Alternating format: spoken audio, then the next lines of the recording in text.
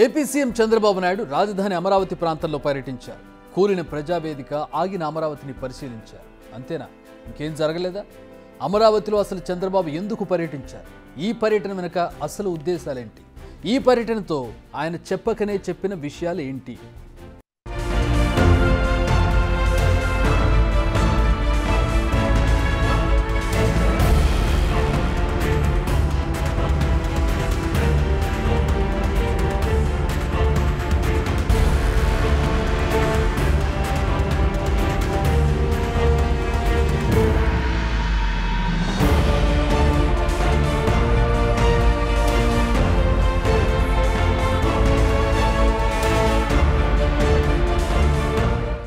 చంద్రబాబు రాజధాని ప్రాంతంలో చేసింది నార్మల్ పర్యటన కాదు.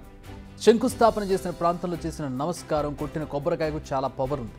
అంటే అందులో ఏదో ఉందని కాదు, అవి ఇచ్చే సందేశం వేరే ఉందని. అమరావతి 5 ఏళ్ల పాటు నిర్లక్ష్యానికి గురైంది. సూటిగా చెప్పాలంటే వైఎస్ జగన్ హయాంలో వెలివేయబడింది అమరావతి. పరదాలు కట్టుకొని సచివాలయానికి రావడం, మళ్లీ వెళ్లడం తప్ప ఆయన కాన్వాయ్ ఎప్పుడూ రాజధాని రైతుల కోసం ఆగలేదు. ఆయన పాదం రాజధాని రైతుల కోసం పడలేదు. శంకుస్థాపన చేసిన చోటు అలానే మిగిలిపోయింది. కట్టిన బిల్డింగ్లు అలాగే బీడుబడిపోయాయి.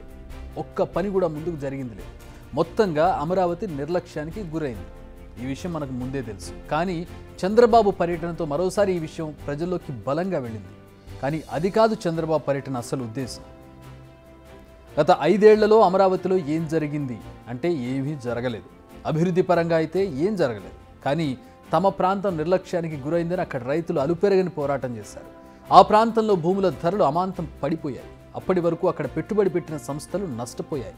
అనేక కాంట్రాక్ట్ సంస్థలు తరలిపోయాయి. మొత్తానికి ఓ ఘోస్ట్ టౌన్గా మారిపోయింది అమరావతి. కానీ ఇప్పుడు టైం మారిందని చెప్పారు చంద్రబాబు తన పర్యటనతో. నిజానికి చంద్రబాబు ఇప్పుడు సీఎం మాత్రమే కాదు, ఓ కింగ్ మేకర్.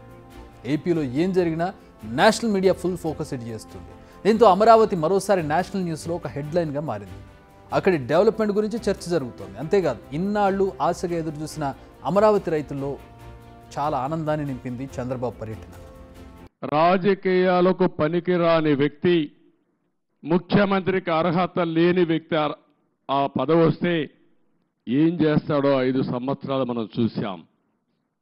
ఈరోజు పోలవరం కానీ అమరావతి కానీ వ్యక్తిగత సంపద కాదు. ఏ ఒక్క వ్యక్తికో, ఏ ఒక్క వర్గానికో, ఏ ఒక్క ప్రాంతానికో పరిమితమైంది కాదు.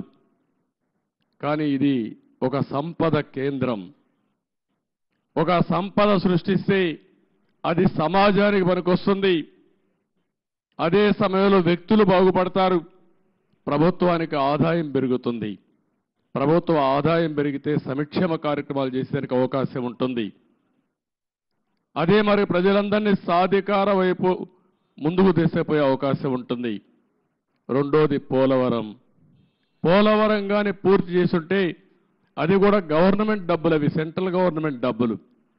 దాన్ని పూర్తి చేస్తే మనం కానీ కొంత నదుల అనుసంధానం చేసుకుంటే రాష్ట్రంలో ప్రతి ఒక్క ఎకరాకు నీళ్లు ఇవ్వగలిగితే రాయలసీమ రాళ్లసీమ కాదు, రతనాల సీమగా తయారు చేసే అవకాశం వస్తుంది. హార్టికల్చర్కి ప్రాధాన్యత ఇచ్చే అవకాశాలు ఉంటాయి. అమరావతి ఏపీ రాజధాని. ఎన్నికల ముందు నుంచి చంద్రబాబు చెబుతూ వస్తున్నది ఇదే. ఇప్పుడు ఈ మాటను నిజం చేసి చూపించారు. అమరావతిని అభివృద్ధి చేసి చూపిస్తామంటున్నారు. అయితే ఈసారి కాస్త రూట్ మార్చారు చంద్రబాబు. ఏకపక్షంగా ముందుకు వెళ్ళడం కాకుండా ఏం చేయాలి, ఏం చేస్తే బాగుంటుందని సలహాలు కోరుతున్నారు ఆయన. ఇందులో మీడియాను మెయిన్గా ఇన్వాల్వ్ చేశారు. ప్రతి ఒక్కరూ ప్రశ్నించడం కాదు, మీకు కూడా బాధ్యత ఉందని, రాష్ట్రాభివృద్ధికి అందరూ సలహాలు ఇవ్వాలని కోరారు. అయితే ఆయన ఇలా మాట్లాడడానికి ఒక కారణం ఉంది. ఎందుకంటే ప్రస్తుతం ఖజానా ఖాళీగా ఉంది. ముందుగా ఖజానాను నింపాలి. ఆ డబ్బుతో ఓవైపు సంక్షేమ పథకాలను అమలు చేస్తూనే మరోవైపు అమరావతితో పాటు మిగిలిన రాష్ట్రాన్ని కూడా అభివృద్ధి చేసుకోవాలి. అందుకే ఇచ్చే సమాధానం, వేసే అడుగు ఆచితూచి వేస్తున్నారు చంద్రబాబు. ఇక్కడ డబ్బులు లేవు. 500 కోట్ల రూపాయలతో రిషికొండ కొండను కొట్టేసి రిషికొండ అంటే ఏంటి? ఋషులు అక్కడ తపస్సులు చేసిన ప్రాంతం అది. అలాంటి కొండని ఎప్పటి నుంచి కూడా మనం చూసి, ఇప్పుడైతే ఆధునికమైన పనిముట్లు ఇవన్నీ వచ్చాయి. కానీ ఒకప్పుడు విశాఖపట్నానికి వచ్చామంటే ఈ ఓడలు కానీ ఇవన్నీ ఋషికొండను చూసి గుర్తుపట్టి విశాఖపట్నం వచ్చామనే పరిస్థితి ఉండేది. అలాంటి పవిత్రమైన కొండని ఎన్విరాన్మెంట్లకి విఘాతం కలిగించే విధంగా కొట్టేశారంటే మనం గుర్తుపెట్టుకోవాలి. దాన్ని కూడా అన్ని తప్పుడు ఇచ్చారు. అవన్నీ మళ్ళీ నేను మాట్లాడతాం. రిషికొండపై అది చంద్రబాబు మాట. ఇన్ని వందల కోట్లు ఖర్చు పెట్టి నిర్మించిన కట్టడం సరే కట్టేశారు, దాన్ని తిరిగి భూస్థాపితం చేయడం కరెక్ట్ కాదు. మరి దానిని ఏం చేయాలి? ఇదే క్వశ్చన్ చంద్రబాబుకి ఎదురైంది. దానికి ఆయన ఇచ్చిన సమాధానం ఏంటో తెలుసా? ప్రజల నుంచి వచ్చిన రియాక్షన్ ఆధారంగానే చర్యలు తీసుకుంటామన్నారు. ఇక ఆఖరిలో వైసీపీని, ఆ పార్టీకి వచ్చిన సీట్లపై మాస్ ర్యాగింగ్ చేశారు చంద్రబాబు. ఒకసారి చూడండి. అమరావతి ఉద్యమం 1631 రోజులు.